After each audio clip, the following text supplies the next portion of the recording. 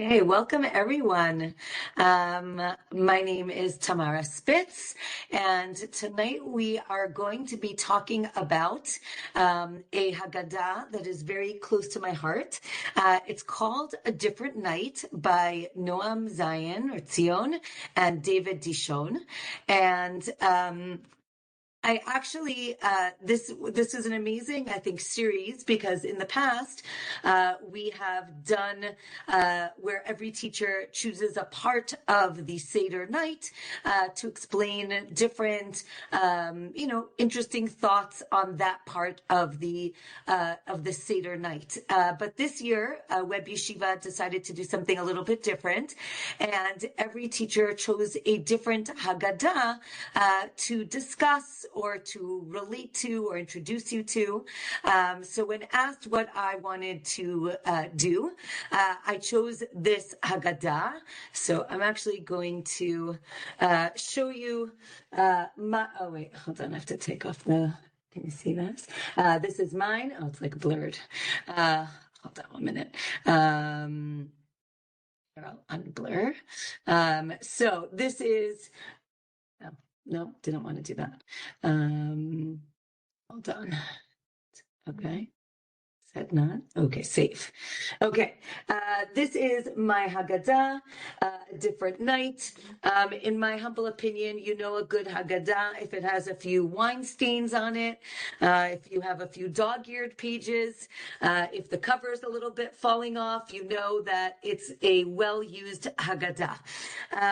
The reason I chose this Haggadah is you'll see as we discuss this evening, it really is very unique in the sense that it tries to tackle, I think, a very important part of the complexity of the Seder, and that is how one can properly engage the participants at the Seder and how to have the best Seder possible.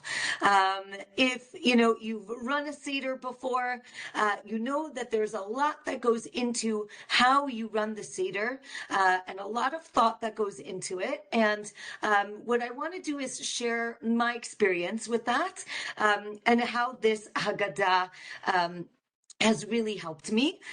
What I do want to tell you as an introduction, and this was amazing, that a week or two ago, I got a WhatsApp that said, "Hi, my name is Noam Zion, and I heard that you will be reviewing my Haggadah for Web Yeshiva, and I just wanted to reach out and let you know that I'm happy to send you any information that you need."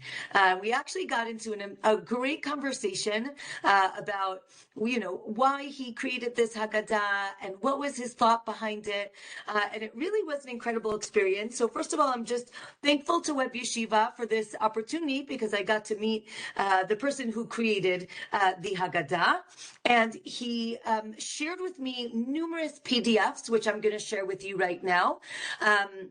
And you can really see the inside of the Haggadah.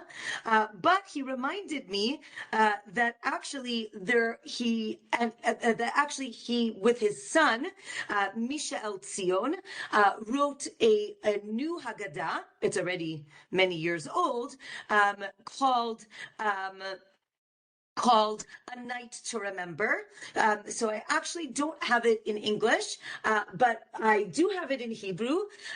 My son's bar mitzvah was actually right before Pesach, and he received a few of these. So we actually have the new Tzion Haggadah with Mishael and Noam, the father and the son, who wrote this Haggadah. And to make it even more special, so my family, we were on Shlichut over 10 years ago in Uruguay. And Noam said to me, "Wait, Uruguay, I was in Uruguay and I actually translated my Haggadah into Spanish." And I said, "Wait a minute, I have that Haggadah." Again, my son, a different son, his bar mitzvah was around Hanukkah time, but he received one of these as well for his bar mitzvah in Uruguay. So I actually have 3 different Haggadot that are all related, and I just think that it really is not a coincidence. Okay, so what I'd like to do right now is I actually, as I mentioned, Noam sent me numerous PDFs, and I want to share them with you now so we can kind of talk about what is so special about this Haggadah, and why I chose to discuss it tonight. So something that's really incredible about this Haggadah is that it transforms the experience of Seder night from a ritual that is just about reading the text to something more creative and interactive. And there's really something for everyone. And that's something that really was attractive to myself and to my family, and really helped us through the years figure out how to get all of our participants at the table to be excited about the Seder. Now, I do want to mention one more thing before we begin. Wait, hold on one second. How did I do this? Okay. Not only are these 3 Haggadot what the Tzions created, but they actually created a new supplement to their Haggadot after October 7th. And again, Noam sent this to me, again, as it was written by Mishael Tzion and his father, Noam. And they called this the Solidarity Seder Supplement.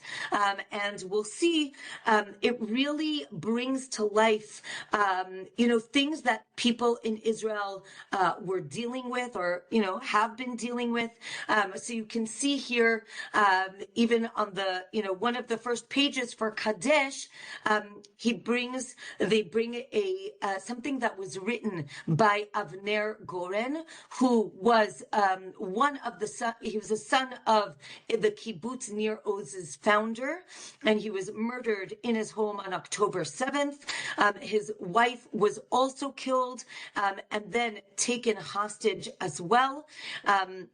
And this is something that, what you see now on the screen is something that Avner wrote for their Haggadah that they published in the area. And it says here that it was published in the Be'eri Kibbutz Haggadah, which I'm going to show you in a second.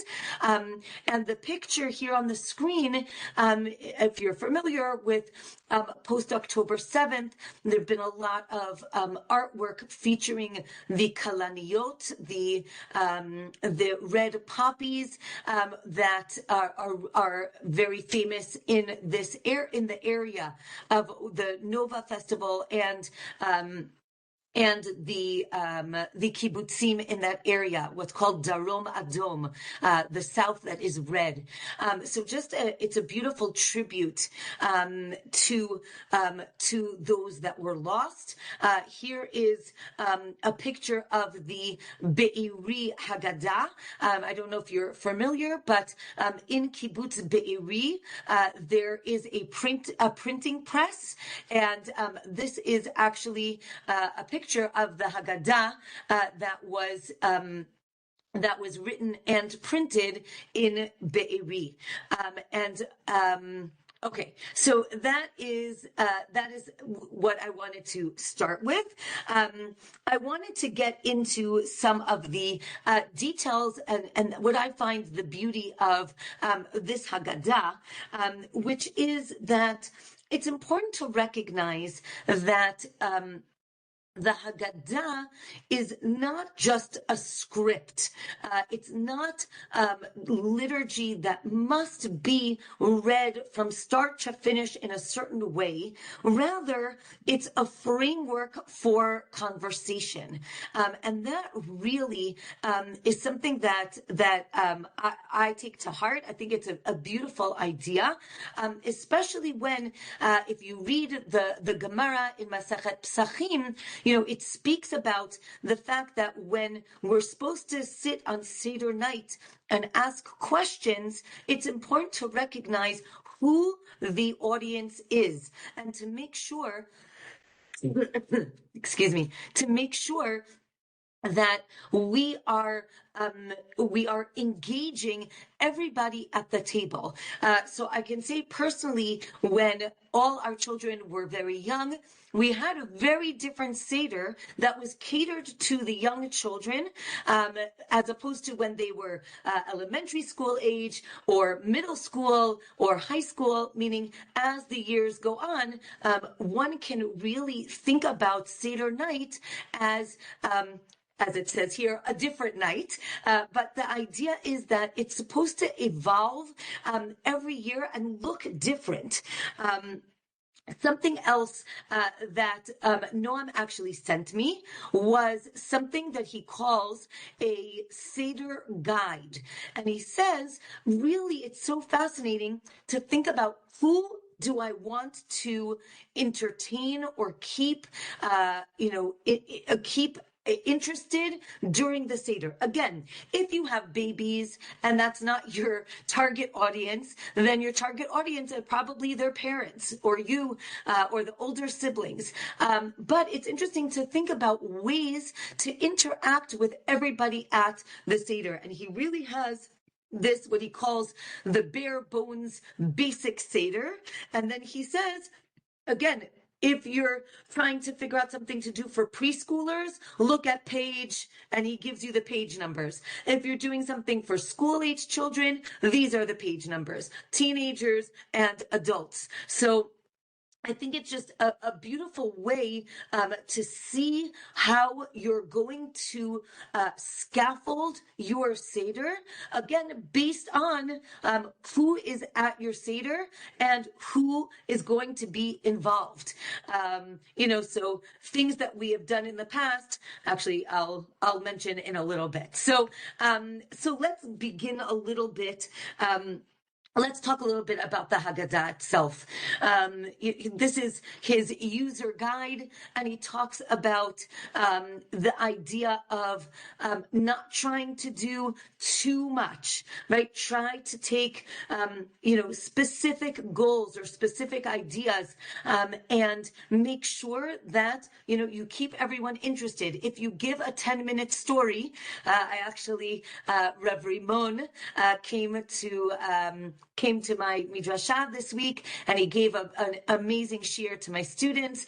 And then he said to the students, if you think that you can tell over this shiur, in 10 minutes at your Seder, no one's going to like it. He said, you have to know how to keep it short and keep it interesting. And that is exactly, I think, one of Noam's points as well. He talks about maybe shortcuts, maybe, again, depending on who your target audience is. Can you skip certain things? Maybe read through certain things faster, maybe spend times on other things that might be more interesting. And again, he really helps give the structure of the Seder for people who, that's something that they need assistance with. Okay, and again, as the Gemara talks about in Psachim, we always start our Seder with questions, right? We know that in the beginning of the Seder, we start with things that might seem strange. And the Gemara says, why do we start with these things? So that the children will ask questions. So I brought you a sample page from the Haggadah, and you can see how there's different things on the page.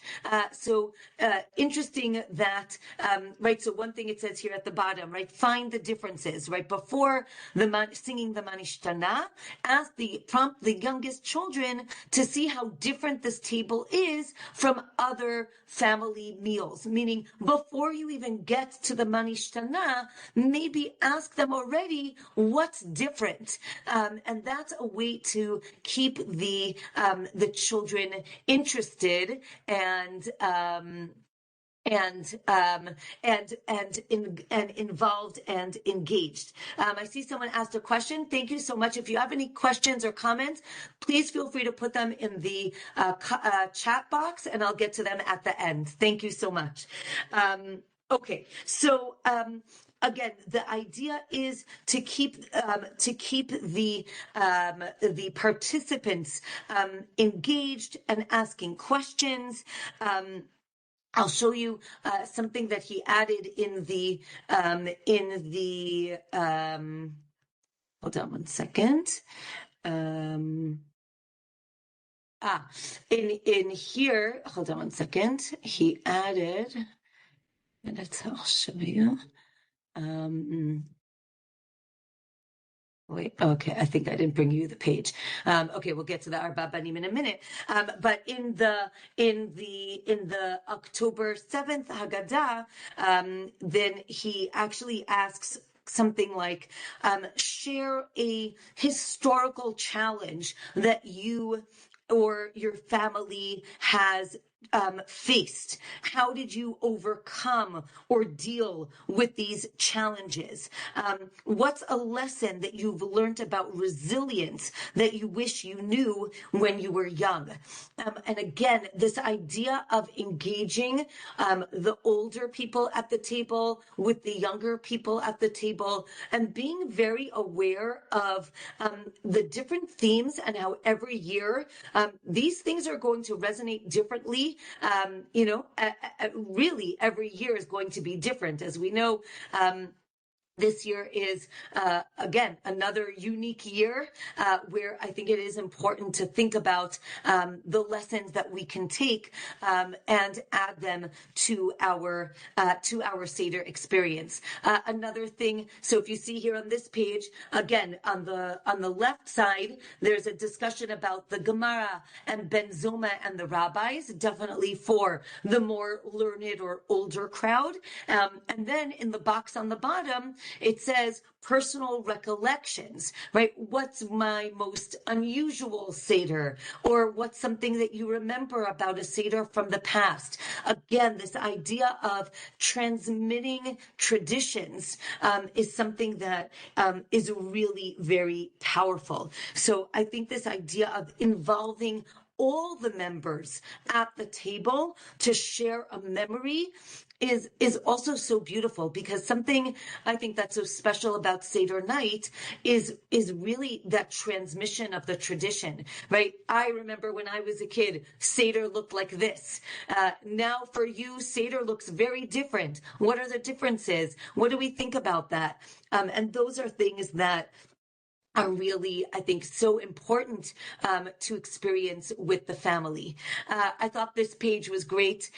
It has what would the newspaper have looked like in the time of Yitziat Mitzrayim, right? We quit Egypt today, having someone read one of the articles, right? Hebrews spared, sudden death strikes men and cattle. Again, I just think that the experiential aspect of this Haggadah is really just so unique. Okay. I have to say that the highlight for our family is this section on the Arba Banim, to the extent that we used to have to say, okay, now everybody needs to turn the page because we can't spend an hour on these pages. And I have to say that if your family likes art or history, you'll love these pictures. Basically, what they did was compiled different artistic depictions of the Arba Banim, of the four children, throughout history, different countries, and then I'll show you what they did for newer editions. This is again the older edition, and then it's fascinating. We actually one Pesach, I think I just copied all, I'll show you. There are a lot of different pictures, and I handed each member a different a different set of children, and they had to say something about it. So here you can see this is from a Haggadah from 1924 in Budapest. You can see how the artist depicts wise, right? Looks like someone is thinking, definitely older, right? Rasha, a little bit younger, looks a little tough. Right. We have Tam, looks a little again, younger than that, and definitely a little clueless or shocked. And then She'anoyo De'alishol is a young child. But interestingly, what this Haggadah does is really, look at this one from Prague in 1526, how did they understand in Prague in 1526 who is a Chacham, who is a Rasha, right? Tam and She'eno Yodea Lishol. So that's interesting. And then what happens is you have a discussion, which one is which and why. So it just, for us, this was really our favorite part. I'll show you a few more, and then I'll show you really our favorite. So here also, this is from 1879, the immigrant family. Okay, this was, looks like probably Noam's daughter drew it, and who, these girls who are, right, who is considered, wise and evil or bad. Okay, here, again, Poland, 1939. Again, who is seen as Chacham, right? The top right corner looks like a scholar. Here, it does not look like there's an age difference. It looks like it's more professional, right? The Chacham probably maybe sits and learns. The Rasha looks like, has certain business dealings. Tom just looks like, is neither here nor there. She'eno yodea lishol, interesting. Why doesn't he know how to ask? Maybe he's just so far removed from Judaism and just doesn't even know what he's supposed to ask. Okay, here is another one. I just think, first of all, the art is beautiful, but also just fascinating in terms of how each child or son is depicted. This one is from Israel. So this is the Zionist dream, right? The Chacham is learned and came to Israel, right? The Rasha ended up, not, is not as involved. Did he come to Israel? Did he not come to Israel? Right? The Tam, maybe is just a child who just came, right? She'eno yodea lishol, just doesn't know even, again, far removed, doesn't even know what is going on. Here are two more, again, from the 60s, or 59 and 60s in America. Again, here they're actually similar ages, meaning the one on the right, they're all older, but again, different depictions. On the left, they're all children, which again is just very interesting as opposed to what we saw before. Also, it's interesting on this one, there are animals that correspond to each son, which is also, I think, just fascinating. Here's a little bit more I would say these are musicians, so definitely more abstract. How would you define the four different sons? And speaking of abstract, this was always a good one for discussion. What does this mean, right? This idea that there's a little bit of each one of the sons in all of us, and then what does that mean? What part of me am I tapping into? What part of me do I connect to more? So again, as I mentioned, I think that these are all just really fascinating. But if I had to pick one that was our family's favorite, it was this top one with the books.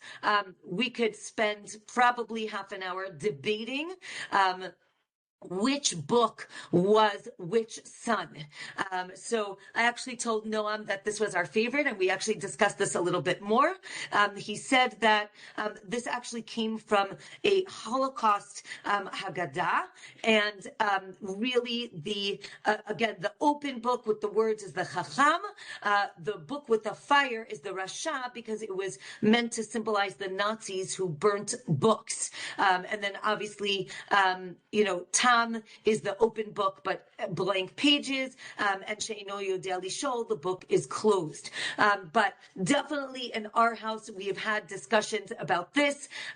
Some people talk about the fire being hitlahavut, excitement, and that's the Chacham. Maybe the Rasha, again, is the page without any words, right? There aren't even words on the page in his book. The Tam has the words, maybe doesn't know how to read them. And again, the Sheino Yodeh Lishol, the book is closed. So really I have to say that for my children, this was their favorite.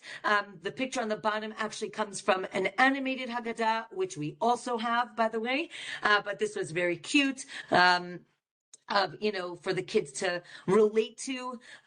Again, it keeps going, and it's just really just amazing what they've collected. I do want to add that they also added in this one, in the supplemental from 2024, this was actually in A Night to Remember. So you have the Arba Banim and the Arba Banot.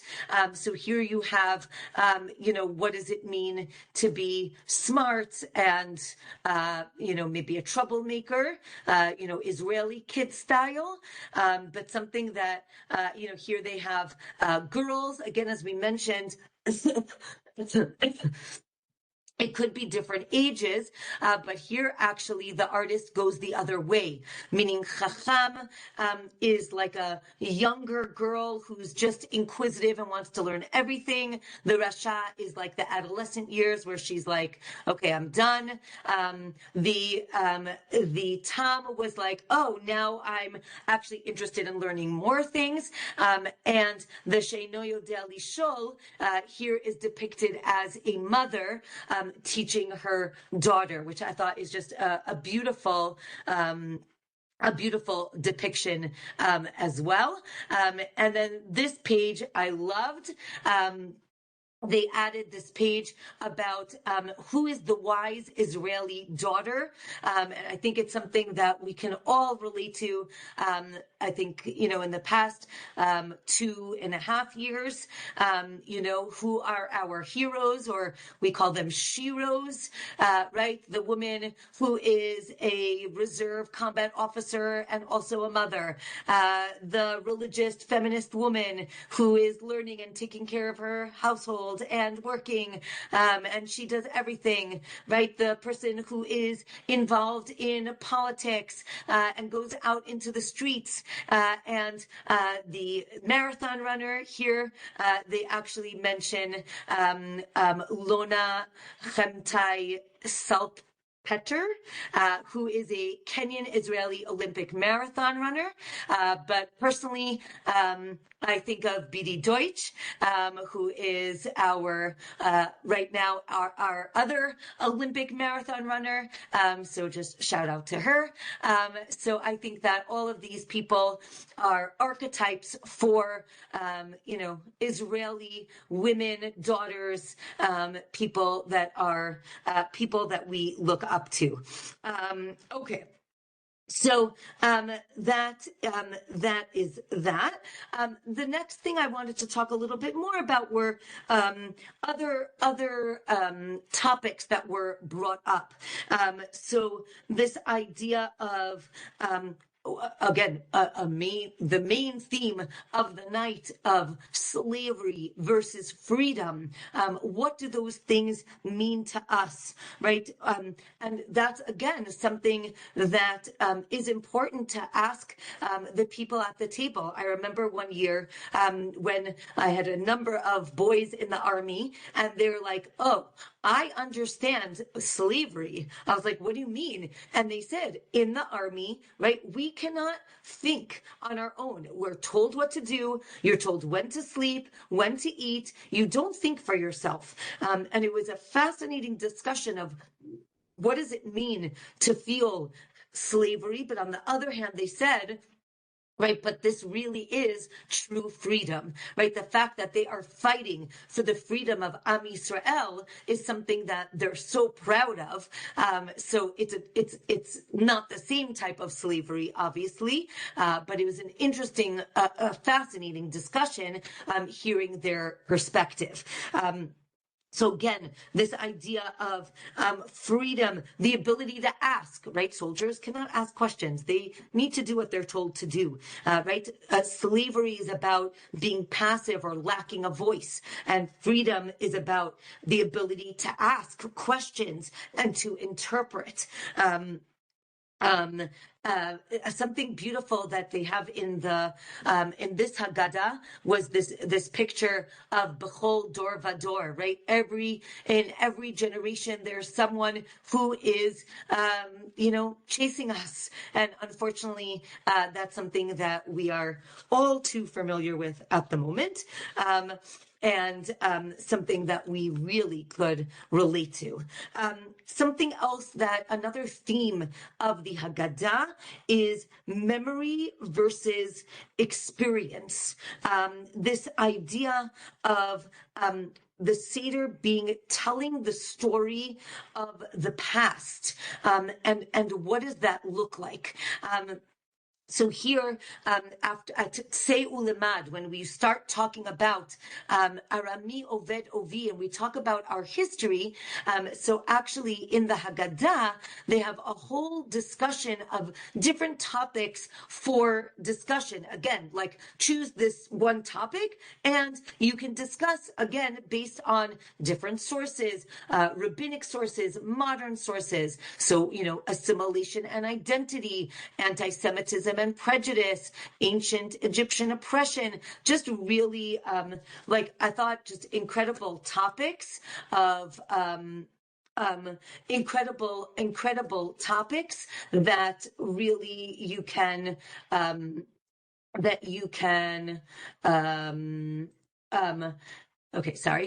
topics that you can discuss. So they were there's different topics here that you can discuss. I think it's just interesting, this idea of instructing the next generation. It's not only about the Seder night is not about giving over information. Again, it's beautiful to have Divrei Torah, and that's something that is an amazing opportunity to have. But I think it's also about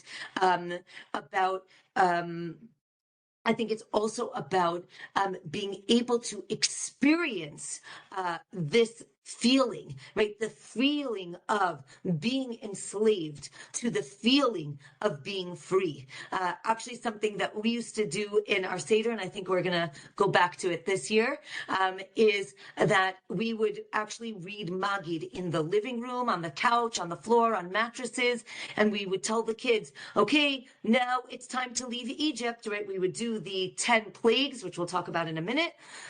And then we would make them put on their shoes and put on a sweater, and we would actually take them outside, and we would walk around the house. And then experientially have them kind of act out different parts of the Yetziat Mitzrayim story. So we would do the crossing of the Red Sea, and we would do the receiving of the Torah, and then we would come back to the table, and I would decorate it with Israeli flags and say, now we're in Israel, and then we would sing Hallel, right? And really the idea is you're supposed to feel, right? We say, right? We're supposed to feel like we left Egypt today.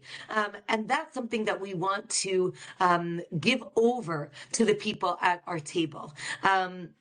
Okay, something else that that he does in the Haggadah is about the 10 plagues. Here are again on one hand you have Yehuda Halevi speaking about the ecology of the plagues. On the other hand, you have games of the 10 plagues. What's the yuckiest plague? Charades. We've done that a few times. And what does that look like? Different kinds of games. Something else is the Kos Shel Eliyahu, right? Kos Shel Eliyahu, the filling of the cup of redemption. I think it's a very powerful message, something that, here on the left, it talks about a menu of meaning. What does it mean to open the door, right? When you open the door at your Seder, what are you saying, right? You trust in God's security, an expectation of the redemption, fear of the blood libel. Again, just, I think, fascinating ideas to think about. Something from the supplement. They have this idea of Lishana Haba'a B'Yerushalayim, that at the end of the Seder we say Lishana Haba'a B'Yerushalayim, and they write here that since October 7th, many Israelis have greeted each other not with Shalom or Lihitraot, but with something that Eliyahu Hanavi said, which was Besorot Tovot, and that's literally what we say every day. I say it all day. When someone leaves, or you say Besorot Tovot, may there just be good news. And it's something that was just a very powerful message for me. So I think that something that's just really beautiful about this Haggadah is the focus on the experience and not just on the transmission of information. This idea that a ritual, we want to engage the people who are around us and not just read from a book. Again, if you want, you can, but I think that there's something very powerful about this ability to engage everyone at your Seder. And again, we want to explore the stories and experience everything that the Haggadah can express for us.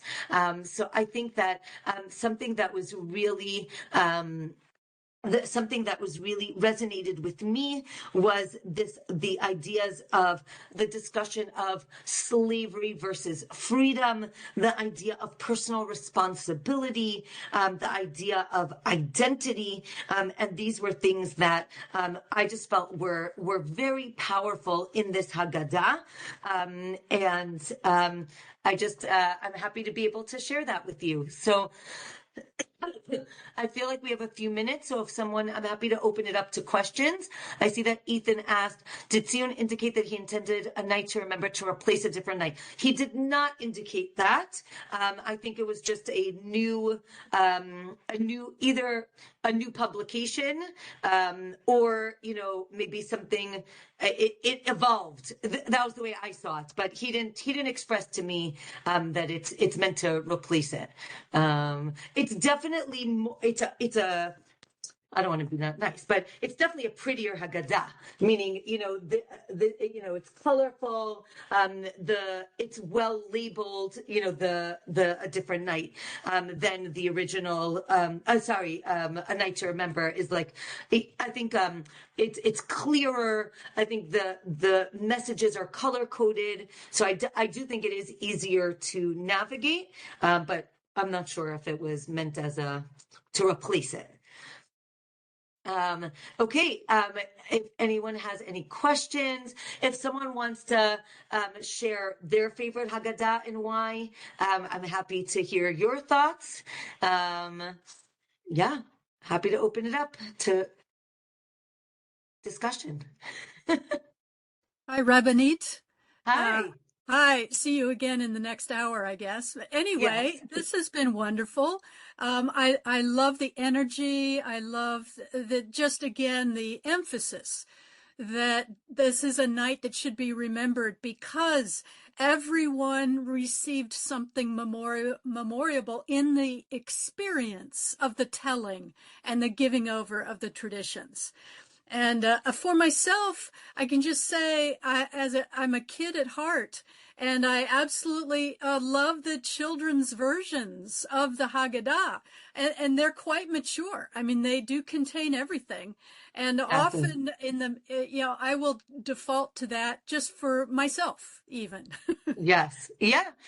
I'm telling you, I think that, even in things that are, things that are illustrated or animated, I think there's so much depth in all of these things. So I think that just that experience is something for everyone. And you're right. I don't know if I didn't mean to imply that it's only for children.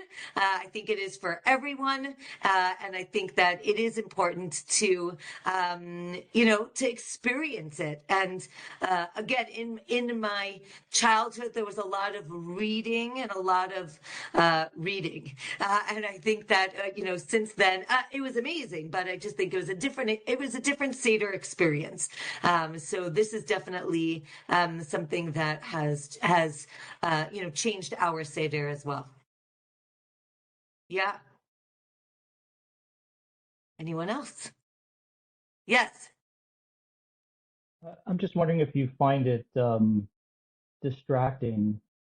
I know it's a problem also with Chumash commentaries. When there's so much to read, it's really, I think, intended for studying before the Seder. If you try to use it during the Seder, I realize that it has a few things you can share with people, like the illustrations, but it becomes kind of hard to follow, and kind of it becomes disjointed when you try to include some of the lots of commentaries. I'm just wondering how you navigate that.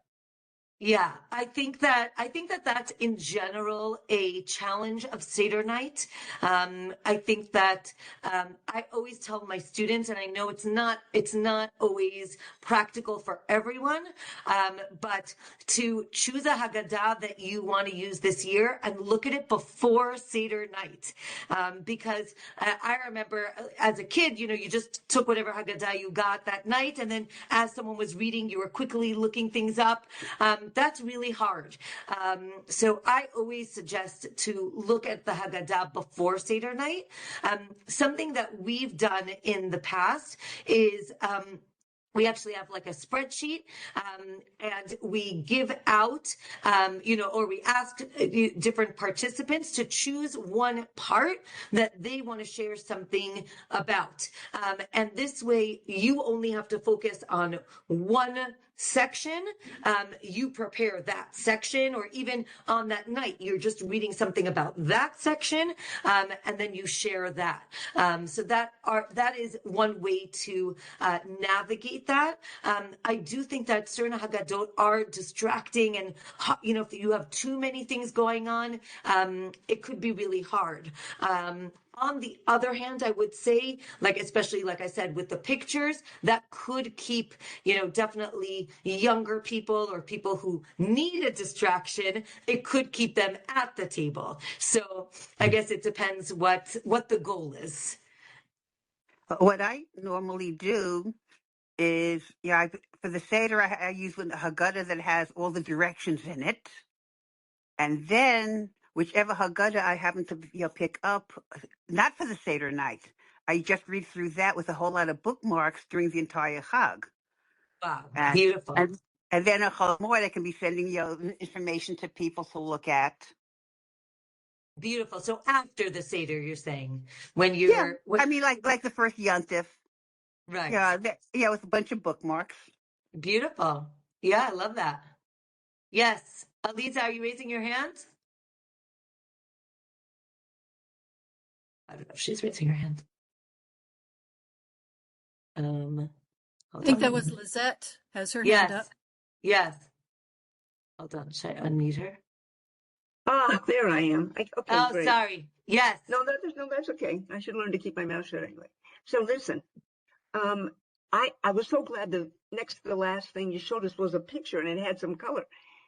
I wish I could tell you the name of the Haggadah we use, but is there some rule that says you can't have color in beautiful pictures? That was the only thing I noticed in the one you showed me. All the sizes of the print were exactly the same. If you want to emphasize something, you should change the size of the font. Yeah. I don't know. Again, the original Haggadah that I showed you is an older Haggadah. As I mentioned, A Night to Remember is a newer Haggadah. It has different fonts and different pictures. It's very bright and vivid. Yeah. I just think the old one is it's an older Haggadah. Let's see, does it say when it was printed? Also, probably the time frame in which you wanted to get it out would have reflected also. Yeah, 1997. So I think they were going for a cheaper printing option. Okay, thank you. Yes. Okay. Well, this was really great. Thank you, everyone, for joining me. And Bezrat Hashem, everyone should have a beautiful Seder and a beautiful Pesach. And we should just have Besorot Tovot and just peace and quiet. Thank you for a lovely share. I love the animation of the speaker. Thank you. Thank you. Stay safe. Thank you so much. Amen. Amen. Amen. Thank you. Thank you. Bye-bye.